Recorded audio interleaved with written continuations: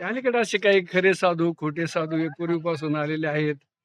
तुकोबाऱ्यांना सुद्धा त्या काळामध्ये म्हणावं लागलं, "ऐसे कैसे झाले बंधू, कर्म करून झाले साधू." म्हणजे आजतागत म्हणजे या 700 वर्षाची परंपरा आहे. खरा साधू असतात, काही खोटे असतात आणि खोटे असे बेमालूम खऱ्याचं सोंग घेत असतात. कधी-कधी खरे अंधारात राहतात आणि खोट्याच्याच पण पाठीमागे समाज पळत असतो.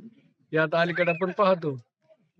नंतर त्या गोष्टी उघड होतच असतात. कारण खोट्याचा खोटेपणा टिकत नसतो. शेवटी खऱ्यालाच किंमत असते. आज नाव घेतलं जातं ज्ञानोबा तुकोबऱ्याचं, वामन भाऊ, भगवान बाबाचं, नारायण बाबाचं. मध्यंतरी किती संत झाले त्यांचं कोण नाव घेतंय? जे खरे आहेत त्यांचंच नाव या जगामध्ये अजरामर होत असतं. एबीपी माझा, उघडा डोळे बघा नीट.